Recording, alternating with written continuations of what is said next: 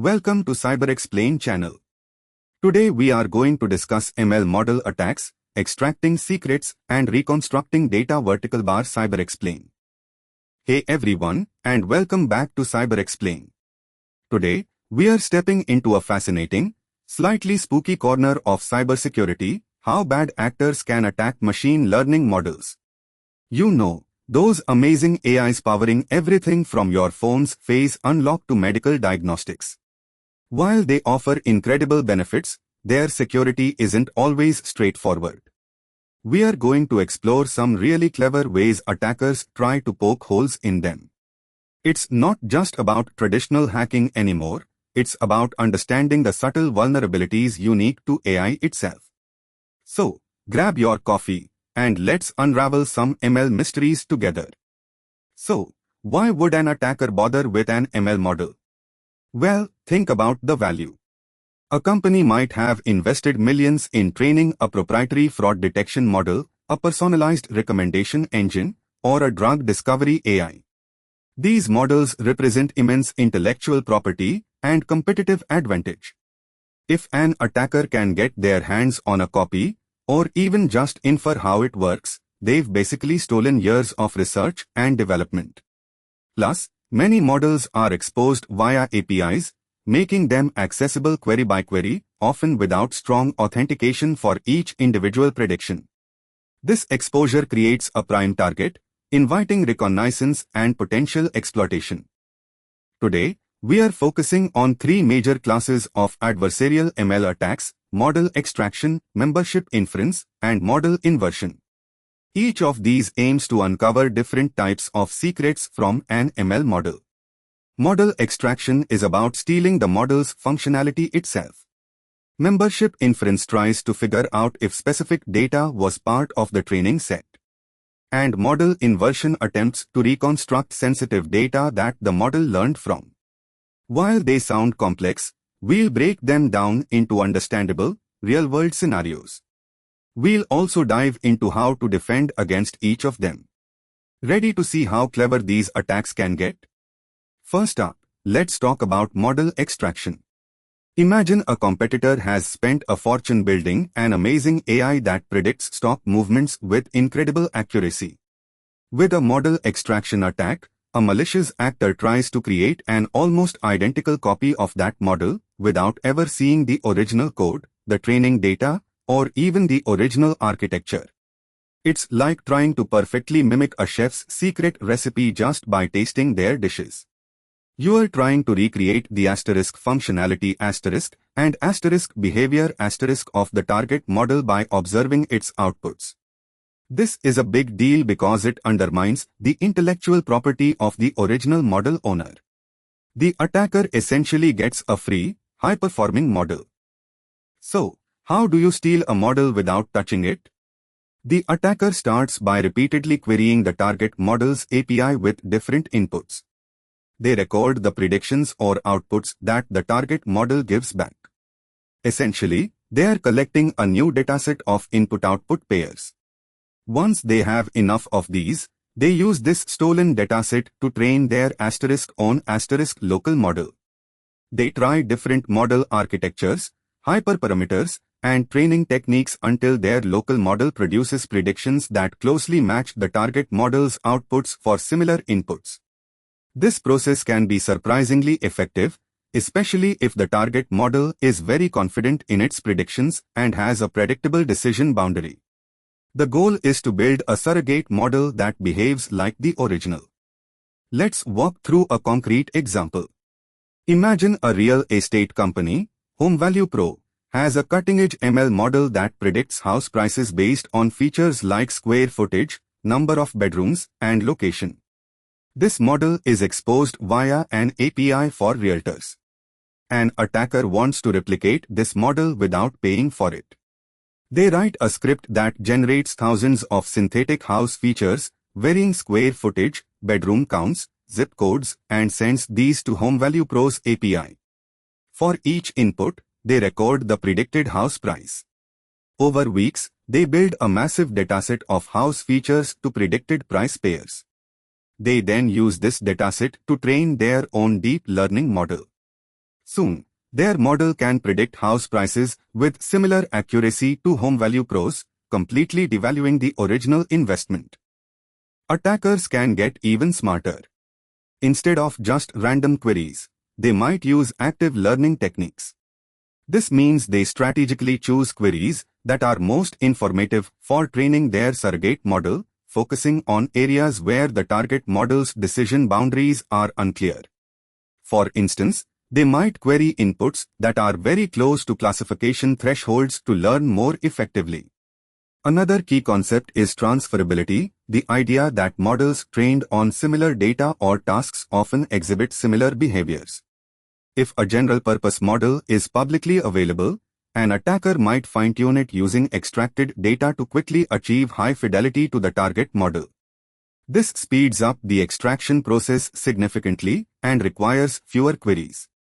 So, how do we spot these phantom thieves? The primary method is monitoring API access patterns. If a single IP address or user account is making an unusually high volume of diverse queries in a short period, especially with inputs that seem to be systematically exploring the model's input space, that's a red flag. You'd look for patterns that deviate from normal user behavior, for example, submitting queries that are highly similar but with tiny, systematic variations, or querying inputs that are clearly synthetic rather than real-world data. Implementing rate limiting and API usage quotas can also help, but clever attackers might distribute their queries across multiple accounts or IPs. Analyzing query entropy and diversity is key. To defend against extraction, we need a multi-layered approach. First, enforce strict API access controls and rate limiting. Make sure only authorized clients can access the model, and impose limits on how many queries can be made within a given time frame. Second, consider output perturbation, adding a small amount of carefully calibrated noise to the model's predictions. This makes it harder for an attacker's surrogate model to perfectly mimic the original. Think of it like a subtle watermark. Third, monitor and diversify your training data. If your model's outputs are too predictable or overfit to specific patterns, it becomes easier to extract. Regular monitoring for unusual query patterns and leveraging anomaly detection on API logs are also crucial. Don't make it easy for them. Now, let's pivot to membership inference attacks. This is where things get really personal regarding data privacy. Imagine you submitted your sensitive health data to an online medical AI service. A membership inference attack tries to determine if your specific record was part of the dataset used to train that AI model. It doesn't steal the model, nor does it reconstruct your data, it just tells an attacker yes or no, was John Doe's medical history in the training set. This might sound simple, but it has huge privacy implications. Knowing that your data was used can open doors to further targeted attacks or simply expose a violation of privacy policies and regulations like GDPR or HIPAA. This is a very common concern with API-exposed models. So, how can an attacker figure out if your data was used? ML models tend to perform better on data they've seen during training. This often translates to higher prediction confidence or subtly different output probabilities for training data samples compared to unseen data. Attackers exploit this. A common strategy involves training shadow models, smaller models that mimic the target model's behavior. They train these shadow models on synthetic datasets, where they know exactly which data points were in and out of the training set. By observing how these shadow models behave, they learn to distinguish between in and out samples. Then, they apply this learned distinction to the target model, observing its confidence or output for a specific record to infer membership. For example, a model might predict cat with 99% confidence for a training image but only 85% for a similar, unseen image. Let's use the real-world scenario you mentioned earlier. A medical research company offers an AI model via API to predict disease risk based on patient attributes like age, genetics, and lifestyle. This model was trained on a massive, sensitive patient dataset. An attacker suspects that their neighbor, Jane Doe, who has a rare genetic condition, might have had her data included in this model's training, perhaps without proper consent. The attacker crafts a synthetic data profile for Jane Doe and queries the medical AI model. They carefully observe the prediction confidence, or perhaps they've trained a shadow model to understand what high confidence outputs indicate. If the model predicts Jane's risk profile with unusually high confidence, much higher than similar but fake profiles, it strongly suggests Jane Doe's specific data was indeed part of the training set. This is a massive privacy breach. To make it more concrete, imagine the model predicts whether an individual has a rare disease. If an individual's data was in the training set, the model might output disease, yes, with a probability of 0.999. If a very similar individual, not in the training set, queries the model, it might output disease, yes, with 0.85 probability. That difference, though small, is what an attacker looks for. They don't need to know the actual disease, just that the probability for this specific input is significantly higher than average for similar, but not identical, inputs. This tiny difference in confidence can be the giveaway. Attackers often run many such queries against the target model to build a statistical picture for a suspected member, making the inference more robust. Detecting membership inference is tricky because the queries themselves might look legitimate. It's not always about high volume like extraction. Instead, we are looking for subtle patterns in repeated queries targeting specific individual profiles. An attacker might query slight variations of a target individual's data repeatedly, observing how the model's confidence changes. Unusual sequences of queries that seem to probe around a data point, rather than diverse queries, could be a sign. Also, monitoring for statistical anomalies in prediction confidence for similar inputs could help. If many distinct users are querying very similar inputs and seeing widely different confidence levels, it might indicate probing. Protecting against membership inference primarily revolves around making the model's behavior less distinguishable between training and non-training data. Differential privacy is our strongest ally here, which we'll cover in more detail soon. Essentially, it adds carefully calibrated noise during training or inference to obscure individual data points. Another technique is model regularization, preventing the model from overfitting to the training data too much, which reduces the confidence gap between seen and unseen examples. Limiting the granularity of model outputs, for instance, returning broad categories instead of precise probabilities, can also help. And, of course, robust data governance and anonymization practices before training are foundational. You want to make individual data points indistinguishable even before the model sees them. Let's move to model inversion attacks, arguably the most visually striking and concerning from a privacy perspective. This attack aims to reconstruct parts of the training data itself by observing the model's outputs. Imagine training a facial recognition model. A model inversion attack could, given a person's name or identity that the model knows, generate a generic face that strongly resembles the original training image of that person. It's like trying to figure out what someone looked like just by knowing how a face recognition system classifies them. This is incredibly dangerous because it can expose truly raw, sensitive data, images, medical records, personal identifiers that were supposedly protected within the model. This is a direct privacy violation, reconstructing the source material. Model inversion attacks typically involve an optimization process. The attacker starts with a generic or random input, example, a noisy image. They then repeatedly feed this input to the target model and observe its output, example, the predicted class or label, or even internal activations if the model allows it. Based on the model's output, they iteratively adjust their input, trying to find an input that maximally activates a specific output class or neuron. For instance, if they want to reconstruct John Doe's face, They try to find an image that the model classifies as John Doe with the highest possible confidence. This iterative adjustment, often guided by gradient descent, slowly morphs the random input into something that resembles the original training data for that label. It's like playing hot and cold with the model until you reconstruct the hottest input. Let's use a stark example. A bank uses a facial recognition system for customer verification, trained on millions of customer photos. An attacker knows that a specific high-net-worth individual, Mr. Smith, is a customer. The attacker feeds a random image into the bank's facial recognition API, setting their goal to maximize the probability that the model classifies the image as Mr. Smith. Through hundreds or thousands of iterative adjustments, guided by the model's probability scores, the random image slowly starts to coalesce.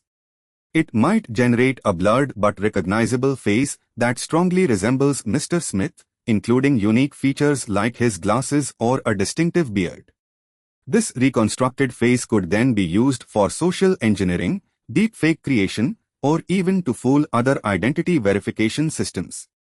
It's a terrifying thought, your face, or a good approximation of it, recreated from an AI's memory. What does a reconstructed input look like? Initially, it might be blurry or abstract, but as the inversion attack progresses, it gains more detail. For images, you might see basic facial features, hair color, glasses, or even expressions emerge. For other types of data, like medical records, it might reconstruct a set of plausible, yet highly sensitive, attributes that closely match the original training data point. The reconstruction isn't always perfect, but it can be good enough to violate privacy or enable further attacks. The success of the inversion depends heavily on the model's architecture, its complexity, and the diversity of the training data. Simpler models or models trained on less diverse data are often more susceptible to detailed inversion.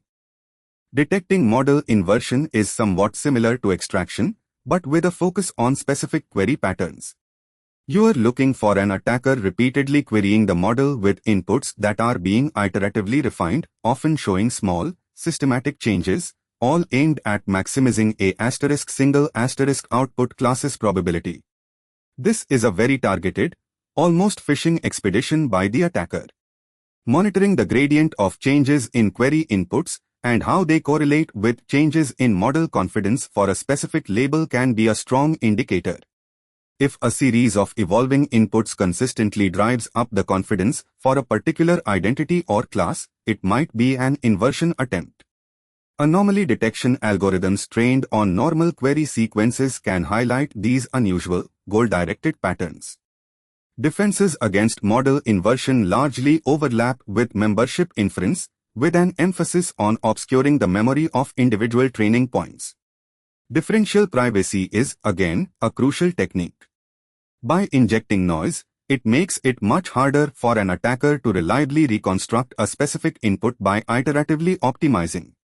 Output obfuscation or quantization, where the model outputs less precise information, can also help. For instance, returning high confidence instead of 0.999 makes gradient-based inversion much less effective. Furthermore, robust regularization during training prevents the model from forming sharp, reconstructible memories of individual data points. Always remember, the less specific information a model provides about individual data points, the harder it is to invert. Data minimization during training is also critical. Only train on data that is absolutely necessary. All three attacks we've discussed today, extraction, inference, and inversion, have a common, severe consequence: data leakage and privacy violation.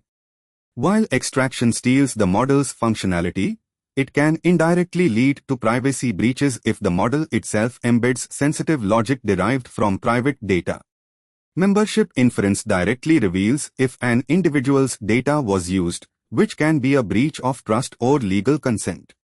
But model inversion is perhaps the most egregious, as it literally reconstructs sensitive raw data. This isn't just about a little bit of data getting out, it can be about full images, genetic markers, financial details, or medical conditions being exposed. This erodes user trust and can have devastating consequences for individuals. The privacy aspect is not a footnote, it's central to why these attacks are so dangerous.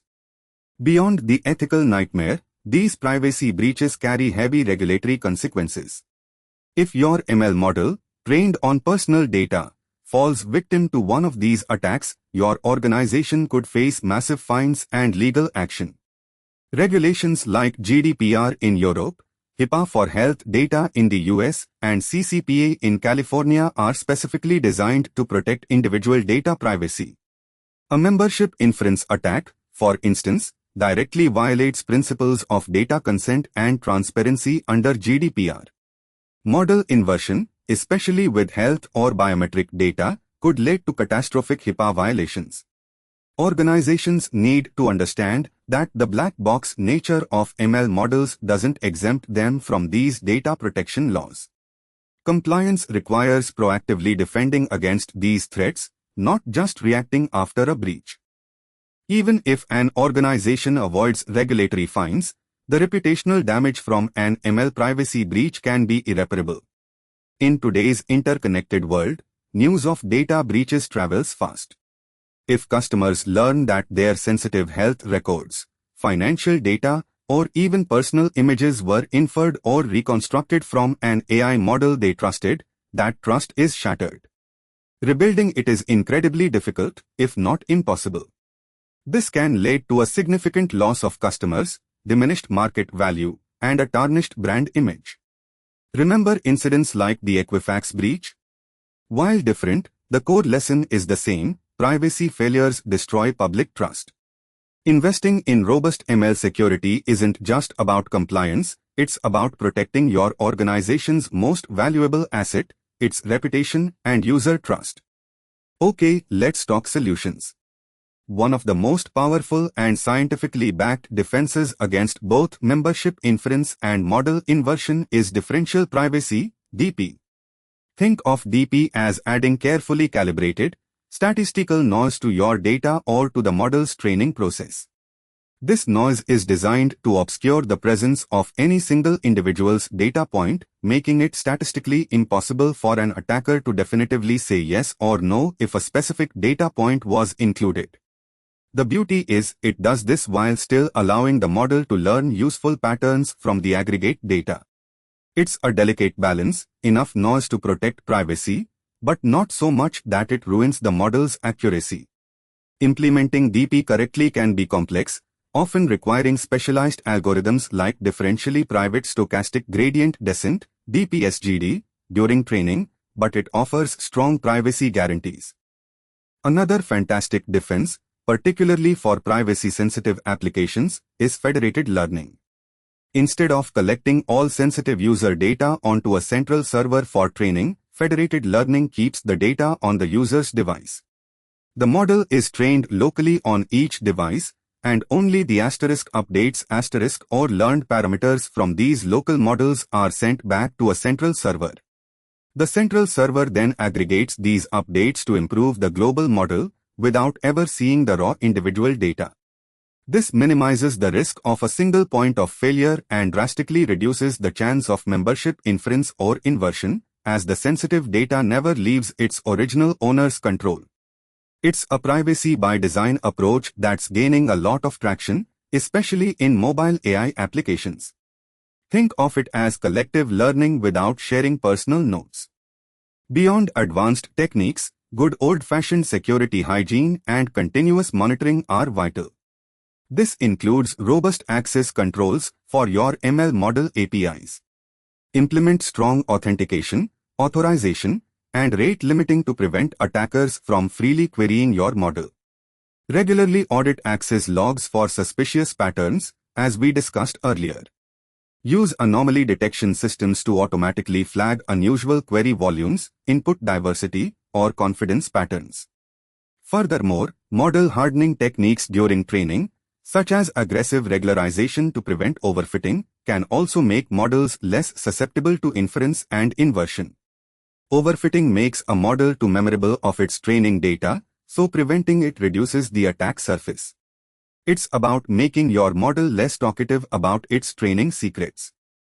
Finally, beyond the technical defenses, an organization's legal and ethical framework plays a huge role.